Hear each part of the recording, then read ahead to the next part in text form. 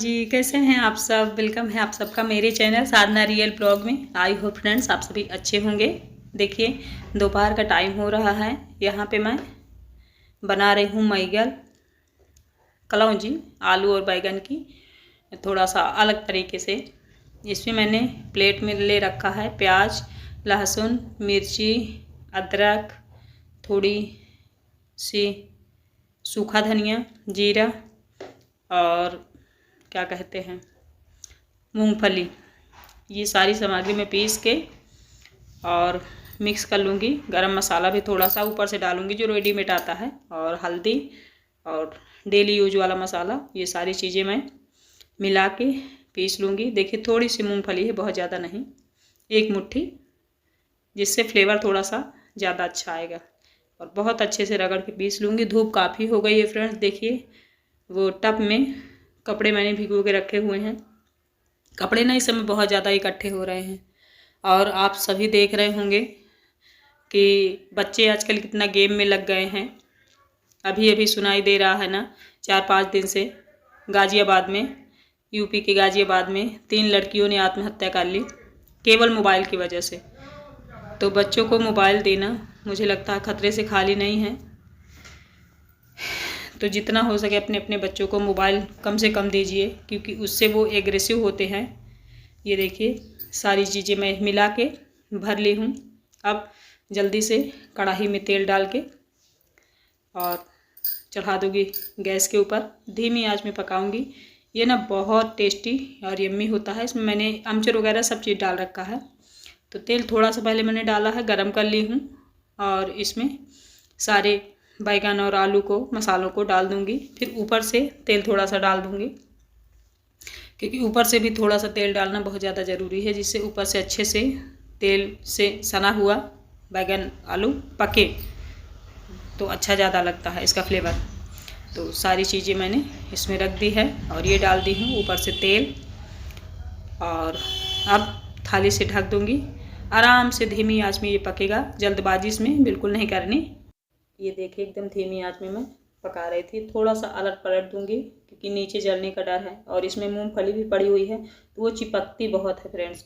तो बहुत जल्दी जल्दी इसे चलाना पड़ता है, नहीं तो नीचे चिपक जाएगी और जो इसका फ्लेवर है थोड़ा जला जला सा आएगा, फिर स्वाद बिल्कुल भी नहीं आएगा। ये देखिए अलट पलट के बहुत अच्छे से मैंने पका लिया है। आलू इसलिए डाली हूँ क्योंकि बच्चे ना मेरे कोई बैगन नहीं खाते हैं, तो उनको मैं आलू निकाल के दे देती हूँ, क्योंकि डबल सब्जी बनाना ना पड़े, इसलिए ऑप्शनल मैंने आलू भी डाल दिया है। और आलू डालने से ना जो बैगन हमारा होता है सौंधा हो जाता है, खाने में ज़्यादा अच्छा लगता है। तो इसलिए मैं ज़्यादातर आलू डाल ही दिया करती हूँ। तो ये लमसम पक गया है, इसे ढक दूँगी और फिर रोटी बनाऊँगी, खाऊँगी। मिलती हूँ आपसे अगले दिन मॉर्निंग में। ये मॉर्निंग का टाइम है, बच्चे स्कूल गए, मैं यहाँ पे पोछा लगा रही हूँ। पूरे घर में झाड़ू लग गया है, बर्तन धुल के रख दी हूँ, लास्ट में पोछा ही बचा है। सबसे पहले दुकान में लगाऊंगी, उसके बाद फिर पूरे घर में। और पोछा 2-3 बार पानी बदल के फ्रेंड्स हम लोग लगाते हैं, फिर भी इतनी जल्दी पानी गंदा हो जाता है, लगता है पता नहीं घर में कालापन आ गया है, क्या आ गया है पता नहीं, कुछ समझ में नहीं आता है। सड़क का घर है शायद, इसलिए है। बहुत मेहनत लगती है ख़ास तौर पर पोछा लगाने में। और पोछा वाला मशीन वाला मैं ख़रीद नहीं रही हूँ, क्योंकि फर्श ऐसी है, कोई टाइल्स तो है नहीं, तो लगता है चलो वैसे ही लगा लिया, और थोड़ी सी कसरत भी हो जाती है। फिर देखिए फ्रेंड्स पोछा लगाने के बाद नहा चुकी हूँ। नहाने के बाद थोड़ा सा स्किन केयर करूँगी। और 2-3-4 दिन से वीडियो मेरी बन नहीं रही। मैंने पहले भी आप लोगों को बताया था कि मेरा ट्राइपॉड अभी तक आया नहीं है, और ऑर्डर कर देती हूँ। एक बार पता नहीं वापस चला गया था, अब इस बार फिर मैंने ऑर्डर किया है, देखो शायद 2-3 दिन में आ जाए। क्योंकि ट्राइपॉड यहाँ जहाँ मैं रहती हूँ वहाँ ऑफलाइन नहीं मिलता है, ऑनलाइन ही मंगाना पड़ता है। और ऑनलाइन सामान कभी कभी पता नहीं समय से आया नहीं करता है, इसलिए मुझे बहुत बोरिंग होता है। फ़ायदा तो है, घर में ही बैठे बैठे हम शॉपिंग कर लेते हैं, कैश ऑन डिलीवरी से भी, ऑनलाइन शॉपिंग भी, जैसे भी हो सके फ़ायदा तो है। लेकिन फिर समय से नहीं आता, कभी कभी हमारा प्रोडक्ट अच्छा नहीं आता है, इसलिए मुझे थोड़ा सा रिस्की लगा करता है ऑनलाइन सामान। मैं 1000 के अंदर वाला सामान ही मैं ऑनलाइन मंगाती हूँ, इससे ऊपर का नहीं मंगाती हूँ, क्योंकि फिर ज़्यादा पैसा लग जाता है, तो लगता है हम इससे अच्छा ऑफलाइन ले लेते। अगर गड़बड़ सामान आ गया तो रिचेंज हो जाता है, बट फिर भी थोड़ी सी निराशा होती है जब अच्छा सामान नहीं मिलता। देखिए बाल मेरे बहुत ज़्यादा झड़ रहे हैं, वही मैं दिखा रही हूँ। कभी कभी रुक जाते हैं फिर झड़ने लगते हैं। मुझे लगता है समय इतनी जल्दी जल्दी परिवर्तित होता है कि हर जगह इफेक्ट डालता है। हम एज के हिसाब से कह लें या तो समय के हिसाब से, कैसे भी बाल आजकल के जनरेशन में बहुत ज़्यादा झड़ते हैं और बहुत जल्दी पकने लगे हैं। मतलब जो भी बच्चे हैं 18 प्लस हैं उनके भी बाल पकने लगे हैं। तो कुछ समझ में नहीं आ रहा समय कैसा जा रहा है। और अभी ज्योतिषी भविष्यवाणियाँ ऐसी कर रहे हैं कि 2026 बहुत ही बेकार जाने वाला है। पता नहीं, खैर एक्सपीरियंस तो इसी तरह का है हम लोगों का। चलिए फ्रेंड्स, नहा चुकी हूँ, बाल थोड़े थोड़े सूख रहे हैं, बाल झड़ बहुत रहे हैं, पता नहीं क्यों। चलिए पूजा पाठ कर लेते। संडे के दिन आज मुझे पूजा करने का मौका मिल रहा है, नहीं खुशी कर लेती थी। सुबह स्कूल जाती थी नहा के और पूजा करके चली जाती थी। मेरा पूजा रूटीन बंद ही था कम से कम 10 दिन से। फिर काफ़ी लेट हो जाता था, मैं पूजा ही नहीं करती थी। ऐसे नॉर्मली कर लेती, जैसे सूर्यदेव को जल वगैरह दे देती थी, घर की पूजा वो कर लेती थी। तो आज संडे है तो वो बैठी है, पढ़ाई कर रही है, मुझे पूजा करना है। पूजा कर लूँ, उसके बाद फिर बनाऊंगी आज कढ़ी चावल रोटी। तो आप सब बने रहिए, देखते रहिए, ठीक है। चलिए। ओम त्र्यंबकं यजामहे सुगंधिं पुष्टिवर्धनम् उर्वारुकमिव बन्धनान् मृत्युर्मुक्षीयमामृतात्। नमः पार्वती पतये नमः शिवाय। आज है संडे वाला दिन है, बताना भूल गई थी शुरू। तो लेट में पूजा हो रही है। देखिए टमाटर इतना ज़्यादा हर जगह फैल गया है, लगता है टमाटर ही टमाटर घर में होंगे, बट ऐसा है नहीं। एक दो भी नहीं हम अभी तोड़ पाए हैं टमाटर को कि घर का टमाटर हमने यूज करा हो, खाया हो। बस ये दिख रहा है बस। यहाँ पे सूर्यदेव जी को मैं जल दे दूँगी। देखिए बहुत तेज़ विकराल वाली हमारी यूपी में धूप होती है। अभी लगता है ठंड का मौसम एकदम से चला ही गया है, एकदम अप्रैल जैसा मौसम अभी लग रहा है। फरवरी में पता नहीं गर्मी सी लगने लगी है। देखिए पूजा हो गई है मेरे प्रभु की, भोलेनाथ की, दीनानाथ की, गौरीनाथ की, शंभुनाथ की, त्रिलोकीनाथ की, देवादिदेव महादेव की। भोलेनाथ का कितने भी नाम लो, सब बिल्कुल प्रभावशाली है ना। जय माता दी, जय भोलेनाथ। जब पाठ हो गई है भगवान जी की। देखिए फ्रेंड्स, पहले ऐसी श्रृंगारदानी चलती थी, अभी जो श्रृंगारदानी चल रही है उसमें लॉक लगा होता है, नंबर से आप खोल सकते हैं। मतलब इतना समय बदल गया, काफ़ी टाइम हो गया मेरी शादी को। पहले शायद इसी तरह की चलती रही होगी, या तो ये लोग इसे ही सिलेक्ट किए हों, पता नहीं, भगवान जाने। बट ये मेरी श्रृंगारदानी है जो बची हुई है। और ये मेरी मैरिज की वो है, क्या कहते हैं, अलमीरा। बेड जो है वो टूट चुका है क्योंकि एक सिंगल बेड था। पहले सिंगल ज़्यादातर चलते थे। और हमेशा से मैं कहती हूँ ना, हर चीज़ ऑप्शनल होती है। हम चाहें तो बहुत अच्छा दे सकते हैं, हम चाहे कम अच्छा दे सकते हैं अपनी बच्चियों को। हम चाहे ज़्यादा पैसा दे सकते हैं, हम चाहे कम दे सकते हैं। जितना हम उस टाइम देते हैं ना, वो ज़रूरी नहीं है कि हमारे बच्ची को मिले। तो ये सारी चीज़ें देने से अच्छा मुझे लगा करता है कि जीवन भर बच्चों के इतना सोच लो कि वो हमारी बच्चियां हैं, हमारी बेटियां हैं, हमने विदा कर दिया है। जब भी उन्हें ज़रूरत पड़ेगी हम उनके साथ खड़े रहेंगे, चाहे धन से हो, जन से हो, मन से हो, तन से हो, हर तरह से। बस इतनी मदद अपनी बेटियों का हमेशा करिए, अपनी बहनों का हमेशा करिए। दहेज में बहुत ज़्यादा दीजिए या ना दीजिए, कोई खास फर्क नहीं पड़ता है, क्योंकि आज के ज़माने में दहेज में दी हुई चीज़ें ज़रूरी नहीं है कि बेटी को मिले, है ना। हाँ, जीवन भर उनके साथ खड़े रहिए, पिता बन के, भाई बन के, माँ बन के, जितने भी मायके के खास रिश्ते होते हैं वो। क्योंकि वो जो सपोर्ट होता है ना आपका, वो सबसे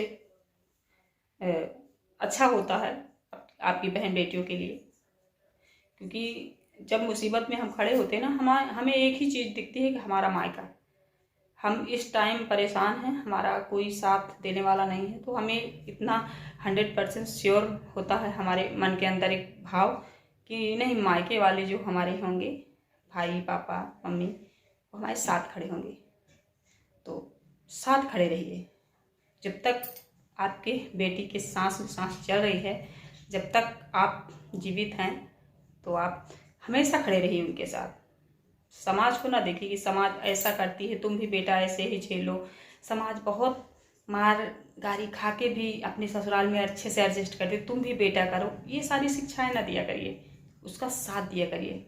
अगर वो किसी गलत चीज़ में फंसी हुई है, किसी गलत परेशानी में है, तो तो इससे क्या होता है ना, उसका थोड़ा सा सपोर्ट हो जाता है। अगर आप लोग मेरी बातों से एग्री हैं तो मुझे कमेंट सेक्शन में बताना, ठीक। क्योंकि वो जो सपोर्ट आपका है ना, वो उसको ताकत देता है। और जब आपकी बेटी ताकतवर होगी तो हर मुसीबत से लड़ लेगी, है ना। चलिए ज़्यादा लेक्चर नहीं देते हैं, जल्दी से खाना बना लेते हैं, खाते हैं। आप सब देखते रहिए, बने रहिए। जो लोग नहीं हमारे चैनल में, चैनल को प्लीज़ सब्सक्राइब करना बिल्कुल मत भूलिएगा। खैर, ये तो मैंने यूँ ही बात कर ली है। आप लोगों को कैसी लगी बताना कमेंट करके। यहाँ पे मैं कढ़ी बनाने वाली हूँ। मैंने पहले ही बताया था कि आज कढ़ी बनेगी, वो भी कोफ्ता वाली।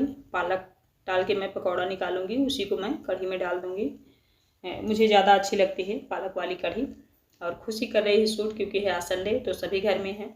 और देखिए कैमरे को ऐसे हिला रही है कि कैमरा भी सोच रहा होगा कि मैं इतना हिल क्यों रहा हूँ। बट कोई नहीं, किसी तरह से रिकॉर्ड कर दे वही काफ़ी है। बच्चे ना काम कर दे उतना ही काफ़ी होता है। आप ज़्यादा उन्हें सिखाओगे ना, नहीं बेटा ऐसे से ऐसे, तो कहते अरे मम्मी हो गया, फिर आप ही कर लो। बच्चे उतना काम नहीं कर पाते हैं जितना पहले के बच्चे होते थे कि हम कह देते थे वो कर ही देते थे। बट ऐसा नहीं है, आजकल आप मिला के काम करोगे ना, बच्चों से कराओगे तो वो कर देंगे, अन्यथा कहेंगे मम्मी आप ही कर लो। तो मैंने कहा भाई जैसा भी करो शूट कर दो, क्योंकि मेरा ट्राइपॉड अभी है नहीं। ये देखिए पकौड़ियाँ इतनी बची हैं और बच्चे खा गए। ये डाली जाएंगी कढ़ी में। इधर मैंने बेसन घोल लिया है, माठा है। और ये देखिए इसमें मैंने करी पत्ता ढेर सारा डाल दिया है, और एक मुट्ठी पालक के कटे हुए पत्ते, सूप और हरा धनिया कटा हुआ। ये सब इसलिए डाली हूँ जिससे हमारी कढ़ी का फ्लेवर थोड़ा सा अच्छा लगे ज़्यादा। और हरी मिर्ची भी मैंने कट करके डाली है, इससे तीखापन थोड़ा सा ज़्यादा तेज होता है। अब इन सबको मैं डाल दूँगी और फिर मट्ठा डालूँगी, मिला के धीरे धीरे चलाती रहूँगी। और कढ़ी संडे को ज़्यादातर हम सभी बनाते हैं, क्योंकि संडे को सभी लोग घर में इकट्ठा रहते हैं, बच्चे भी, हस्बैंड भी, सब लोग रहते हैं। और दिनों में सब अपने काम में चले जाते हैं, फिर दोपहर के टाइम में। और कढ़ी फ्रेश ठंडी मुझे बिल्कुल नहीं अच्छी लगती। गर्मा गर्म कढ़ी चावल हो फिर तो मत ही पूछिए आप। ये नहीं कि मैं बहुत ज़्यादा खाना खाती हूँ, ऐसा कुछ नहीं है। लेकिन जब कढ़ी बनती है ना तो थोड़ा सा भी खाऊंगी, फिर 2 घंटे बाद फिर थोड़ा सा खाऊंगी, फिर 2 घंटे बाद थोड़ा सा खाऊंगी, ऐसा खाती हूँ। ये जिए मेरे दिल के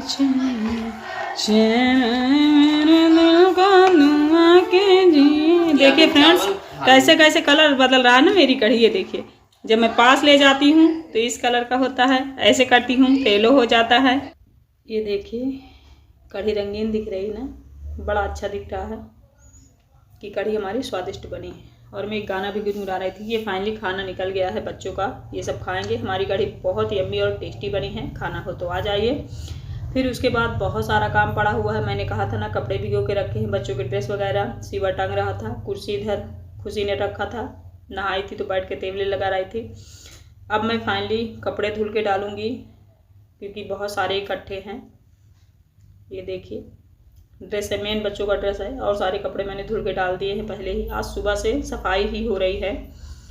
इधर देखिए सारा पानी मैंने डिब्बा उब्बा धुल के भरा, बाथरूम वगैरह की सारी सफाई करी सुबह से, तब बाल धुल के नहाई। मतलब बहुत सारा काम आज मैंने सोचा था कि आज ये सारा काम फिनिश कर लूँगी, क्योंकि जो चीज़ हम ठान लेते हैं उसे ही हम कर पाते हैं, और जो हम सोचते हैं कर लेंगे वो हम करते ही रह जाते हैं, वो हमारा काम कभी नहीं होता है। क्योंकि अपनी लाइफ में एक सही डिसीजन होना चाहिए, चाहे छोटा काम हो चाहे बड़ा हो, आपको ये होना चाहिए कि मैं इसे करूँगी, तो आप कर लेंगे।